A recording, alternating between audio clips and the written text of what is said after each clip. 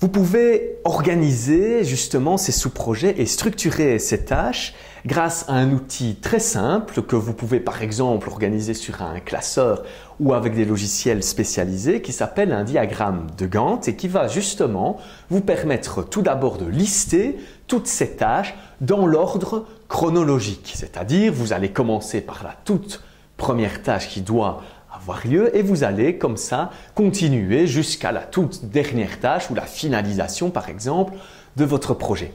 Commencez par lister ces tâches précisément, à évidemment adapter le volume de ces tâches à votre projet, à définir une série de sous-projets si c'est nécessaire et une fois que c'est fait, vous allez simplement classer ces tâches dans une échelle de temps qui se trouve sur la droite de la liste de tâches dans laquelle vous allez identifier le temps nécessaire pour chacune de ces tâches, mais aussi les relations entre elles. C'est cela l'aspect intéressant du diagramme de Gantt, c'est qu'il vous permet d'intégrer tout dans une seule version assez visuelle de votre projet.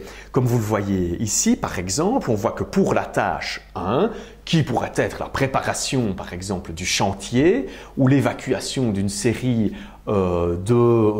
d'objets par exemple qui se trouvaient dans le bâtiment, vous avez identifié deux blocs, ce qui pourrait correspondre par exemple à 2 semaines de travail qui vont avoir lieu seuls. Vous ne prévoyez pas que d'autres personnes ou que d'autres interventions aient lieu pendant cette phase. Une fois que cela est fait, après les 2 semaines, vous pouvez donc commencer la deuxième tâche qui peut être par exemple la préparation de l'isolation du bâtiment. Pourquoi pas? Et vous allez comme ça aussi définir le temps nécessaire et vous voyez que les tâches 3 et 4 vont commencer en même temps une fois que la tâche 2 sera réalisée à moitié. Il y a donc là des relations que vous pouvez mettre en place qui sont par exemple que la tâche 2 ne commence que après que la tâche 1 ait été terminée, que les tâches 3 et 4 peuvent avoir lieu en même temps et finalement se chevaucher au moment de la réalisation de l'autre moitié de la tâche 2. Vous identifiez aussi ici clairement que la dernière tâche, la tâche 5, ne peut se faire qu'une fois que tout le reste est terminé. Ça peut être par exemple le nettoyage final du bâtiment avant l'installation de vos nouveaux bureaux ou de votre nouvelle habitation par exemple. Voilà l'idée du diagramme de Gantt dans une représentation relativement simple, mais qui vous permet déjà pour tout un ensemble de projets d'avoir une idée très claire d'où vous allez et de comment vous allez organiser tout cela. Alors, une série de précisions sont nécessaires à ce stade et sur base de ce diagramme de Gantt pour être sûr que vous maîtrisez bien ce que vous venez de produire, ce que vous venez de construire par rapport à cette idée, à ce projet que vous aviez mis en place. Réfléchissez dès maintenant et sur base de cette structuration visuelle que vous venez de faire aux moyens qui sont nécessaires. On en a déjà parlé, c'est le moment de les mettre sur papier. Pour chacune des tâches, essayez d'identifier le nombre de personnes nécessaires, éventuellement de quelles personnes vous avez besoin, que ce soit des corps de métier par exemple dans le cas que nous citions. Définissez cela clairement et définissez aussi par exemple le matériel dont vous aurez besoin ou les outils que vous devez prévoir. Sur base du diagramme de Gantt, comme vous l'avez vu, vous pouvez aussi définir clairement la durée totale du projet. C'est simplement le nombre de blocs occupés sur l'entièreté du diagramme, simplement de manière horizontale. Et vous voyez comme cela quelle est la durée maximale du projet qui est à prévoir. Sur base justement de cette liste de tâches, vous allez aussi pouvoir définir quels sont les risques, des risques généraux liés à votre projet, mais aussi des risques propres à chaque tâche. Par exemple, une panne pour de l'équipement, un problème avec l'un des corps de métier qui ne pourrait pas se rendre disponible quand vous le souhaitiez, etc. Intégrez ces risques dès le départ pour vous prévoir des marges et être conscient que cette durée maximale que vous fixez est évidemment relativement théorique dès le départ et que vous allez avoir besoin d'une certaine marge d'adaptation. Si vous n'avez pas cette marge d'adaptation, ça vous permettra de vous rendre compte dès le départ que si l'une des tâches prend plus de temps que prévu, forcément vous devrez trouver le temps ailleurs et donc réduire le temps attribué à d'autres tâches. Enfin, vous allez, sur base de votre première approche ici et de votre préparation, définir clairement le budget nécessaire pour réaliser ce projet. Si cela colle parfaitement avec le budget que vous avez, tant mieux. Si ce n'est pas le cas, vous allez devoir prévoir des adaptations et donc modifier éventuellement certaines tâches pour garantir que vous pourrez payer l'ensemble des tâches que vous avez identifiées dès le départ. Sur base de ces précisions, nous pouvons maintenant définir ou utiliser une série d'outils qui vont vous permettre aussi de gérer de manière plus efficace votre projet. Un premier outil dont j'aimerais vous parler est la fameuse analyse SWOT qui va vous permettre justement de prendre des décisions de manière beaucoup plus efficace et beaucoup plus réfléchie dès le départ de votre projet. Cette prise de décision, elle va également vous amener à quantifier une série d'aspects de votre projet qui vont être en fait, en résumé, vos atouts et vos faiblesses, les avantages qui vont se présenter à vous et les inconvénients qui vont aussi se présenter vu que les deux vont de pair et sont présents sur chaque projet que vous pourriez réaliser.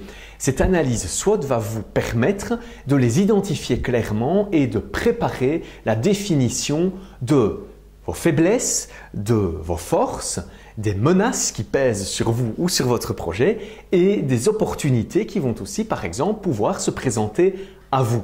Ça va vous permettre de définir une série d'aspects positifs, mais aussi une série d'aspects négatifs que vous devrez garder en tête pour pouvoir réagir de manière beaucoup plus efficace quand, par exemple, un problème se présentera ou un risque se concrétisera.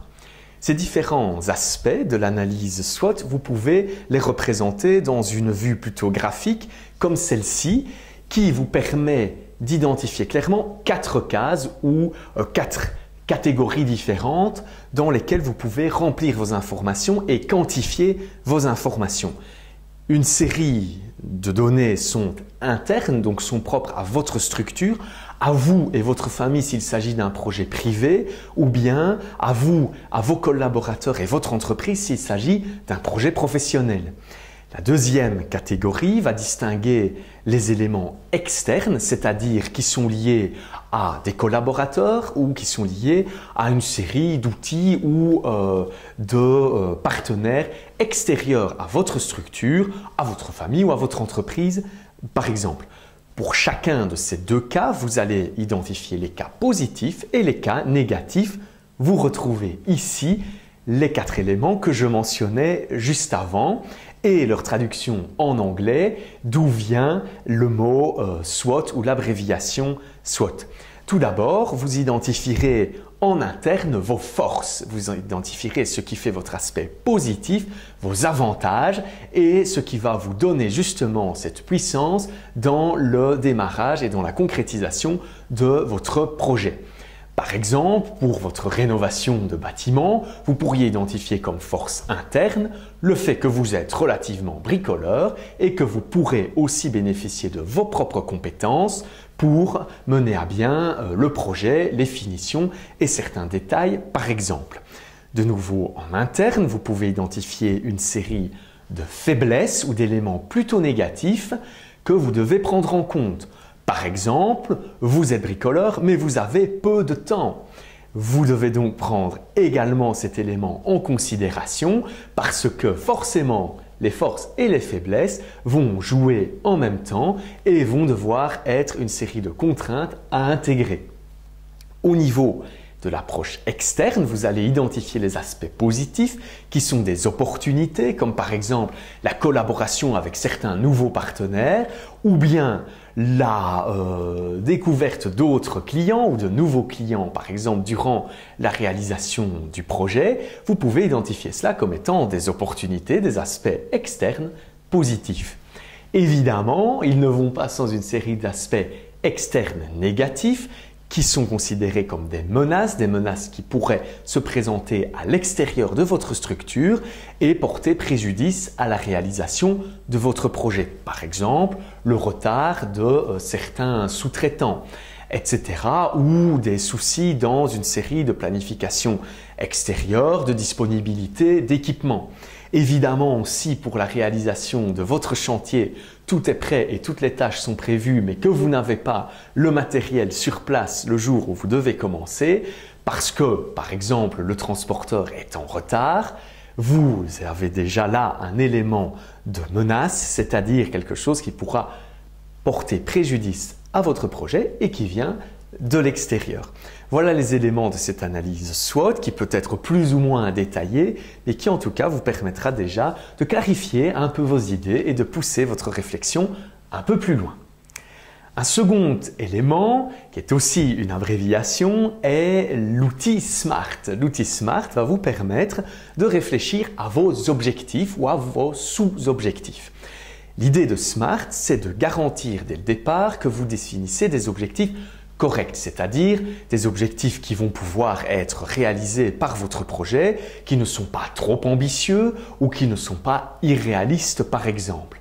Gardez toujours en tête ces différents paramètres et ces différents facteurs de l'approche SMART et posez-vous des questions pour vos objectifs. Est-ce que ces différents facteurs sont rencontrés? Le premier, c'est pour la lettre S, spécifique. Est-ce que votre objectif est suffisamment spécifique? Est-ce qu'il est lié précisément à un élément interne par exemple, à un besoin de votre entreprise, à un besoin d'un client, etc. Définissez précisément cet objectif. Par exemple, la rénovation de votre bâtiment pourrait être liée simplement au fait que vous avez besoin de 3 bureaux supplémentaires pour votre entreprise. Ou bien la rénovation de votre garage, par exemple, peut être liée au fait que vous avez besoin d'1 ou 2 chambres en plus dans la maison. Définissez clairement cet objectif spécifique qui va vous permettre d'avoir les idées déjà beaucoup plus claires dès le départ. Votre objectif doit être aussi mesurable, c'est-à-dire qu'il peut être quantifié, que ce soit de manière chiffrée ou bien simplement qualitative, mais vous devez avoir des moyens de définir clairement comment mesurer par exemple l'atteinte de cet objectif ou bien mesurer la quantité que vous voulez par exemple préparer ou mettre en œuvre. Cela va représenter par exemple pour la rénovation de votre bâtiment des objectifs chiffrés en termes de volume que vous voulez ou d'espace supplémentaire que vous voulez. Si vous préparez un entrepôt, vous savez que vous avez besoin de 100 mètres carrés supplémentaires, vous avez mesuré votre objectif. Votre objectif doit aussi être suffisamment ambitieux. Alors pas trop, mais ambitieux tout de même pour garantir le défi, pour garantir le challenge et garantir justement que vos partenaires vont être stimulés par vos objectifs et stimulés par votre projet. Avec la lettre A peuvent être associés d'autres mots comme atteignable ou acceptable qui rentrent aussi évidemment, vous le voyez directement, dans cette philosophie de l'approche SMART. La lettre R est quant à elle liée au mot réaliste. Votre projet et vos objectifs doivent être réalistes, évidemment ambitieux, mais aussi réalisables. Simplement, s'ils ne le sont pas ou s'ils sont trop peu réalistes, vous risquez tout simplement de décourager les personnes qui travaillent avec vous et d'avoir un taux, par exemple, d'abandon très important. Soyez donc vigilant pour stimuler l'équipe qui vous accompagne suffisamment avec une approche ambitieuse, mais de rester cependant réaliste, les 2 pieds sur terre et de ne pas les envoyer dans un projet qui soit mal préparé ou qui soit trop ambitieux. Enfin, vous allez définir pour vos objectifs un cadre temporel.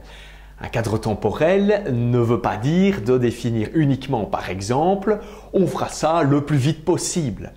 Ça n'est pas un cadre temporel suffisant parce que vous ne garantissez pas de finalisation de votre projet, de finalisation datée de votre projet.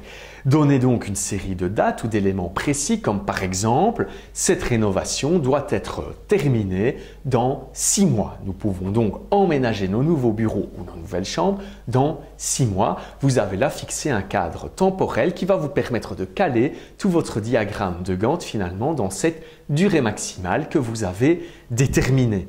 Ce cadre temporel est évidemment fondamental pour ne pas garantir ou pour ne pas, vous lancer dans des projets qui ne se termineront jamais ou qui vont s'éterniser alors qu'ils pourraient être finalisés rapidement.